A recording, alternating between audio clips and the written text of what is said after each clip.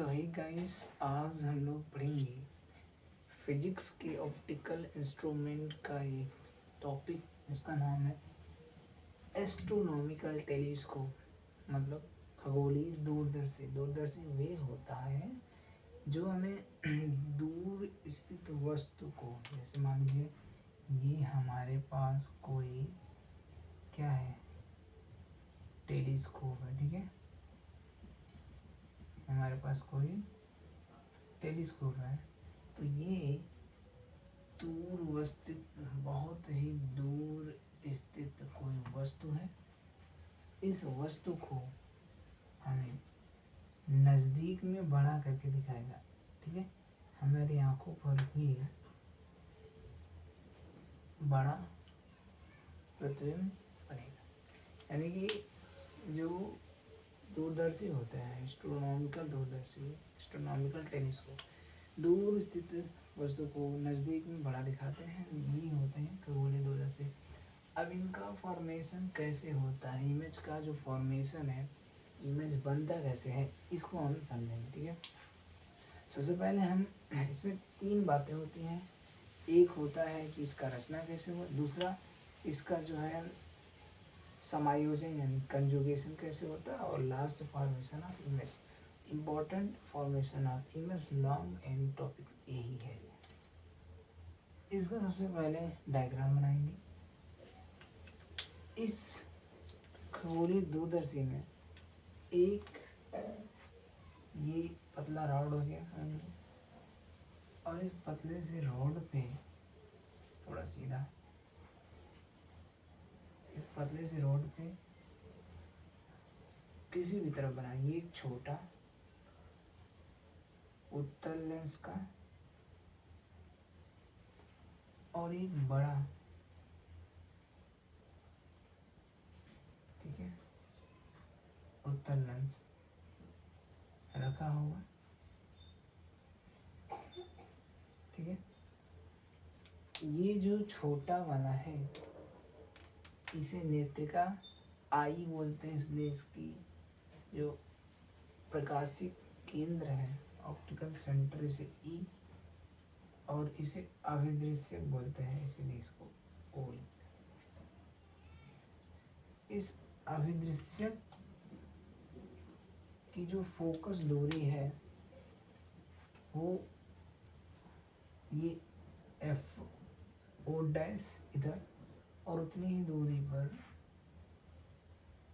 F O उधर, ठीक है।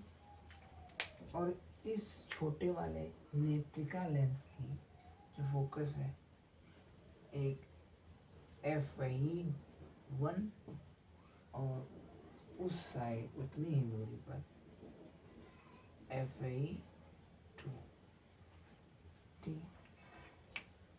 अब हम अनंत पे रखे हुए वस्तु को क्या करते हैं, हमारे जो अभिदृश्यक लेंस है इसे हम अभिदृश्यक लेंस बोलते हैं, इसमें बाद में लिखूंगा, इसे नेत्रिका लेंस बोलते हैं। यहाँ अनंत पे रखे वस्तु को जब हम पैरेलली लेकर जाते हैं तो दर्पण से टकराने के बाद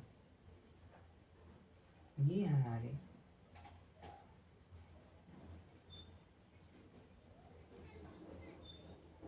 इस द्वितीय जो कि हमारा नेत्रिका लेंस है उससे टकरा कर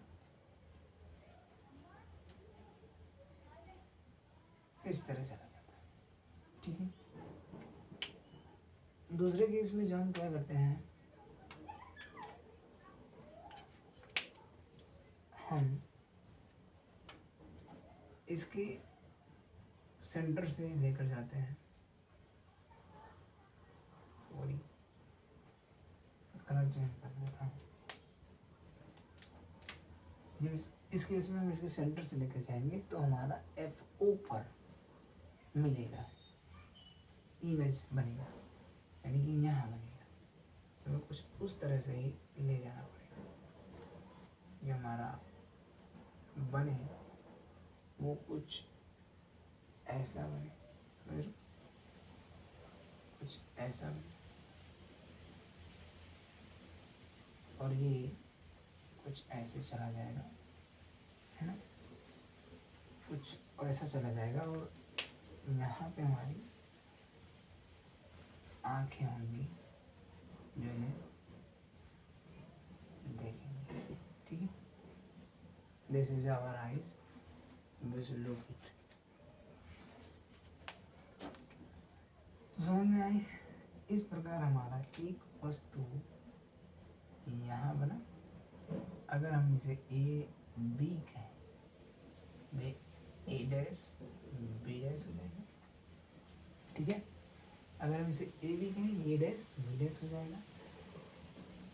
और इस तरह ये जो छोटा वाला नेत्रिका लेंस है, इसके फोकस के अंदर कोई इमेज बना जो कि वस्तु का काम करेगा, क्योंकि वस्तु ही है इसके लिए। तो अब जो बना है ये वस्तु का काम करेगा। और इस केस में जब समांतर किरणें जाएंगी, ये फोकस से चली जाएगी, और जब सेंटर से जाएगी तब ये सेंटर से चली जाएगी। और ये फोकस वाले और सेंटर वाले को जो हम लाएंगे तो यहाँ कहीं हमारा एक बड़ा सा वस्तु बन जाएगा जो हमारी आंखों से सीधा दिखाई देगा। हालांकि ये आभासी रहेगा। ये है A double dash B double dash, ठीक है। मेन मुद्दा यही था। इसमें हम इनकी दूरी की बात करें तो इसके लिए वस्तु की दूरी यू की, इसे तो हम बाद में डी मानेंगे कुछ प्रूव करने के लिए। ये चीज अल्फा होती है, क्योंकि ये अल्फा है तो ये अल्फा हो जाती है, और ये छोटा सा बीटा होता है। समझ में आई? तो मेन कंसेप्ट फिगर का ही था। अब इसमें हम रचना में क्या लिखेंगे कि पतली जो नली है उस पर एक छोटा अभिदृश्यक, एक छोटा नेत्रिका और एक बड़ा अभिदृश्यक रखे हुए हैं, ठीक है। ये एक बेलनाकार नली की भांति होता है जिसमें नेत्रिका छोटे बेलने में तथा अभिदृश्यक बड़े बेलने में रखा हुआ होता है। उसके बाद हम कंजुगेशन से इसके समायोजन की बात करेंगे। समायोजन में सर्वप्रथम हम अभिदृश्यक लेंस की फोकस दूरी को क्रॉस तार पर व्यवस्थित करते हैं, और उसके बाद उसके बेलन को अभिदृश्यक के बेलन से आगे पीछे खसका कर अभिदृश्यक को क्रॉस तार पर व्यवस्थित करते हैं। इस प्रकार हमें स्पष्ट आभासी double dash B double dash वस्तु हमारे नेत्र से डायरेक्ट दिखाई देगा, ठीक है। तो इसे भी बढ़ा सकते हैं आप, यही सिस्टम में कोई दिक्कत नहीं। फॉर्मेशन ऑफ इमेज समझ में आए। अब हम थोड़ी सी बात करेंगे इसके मैग्नीफिकेशन की,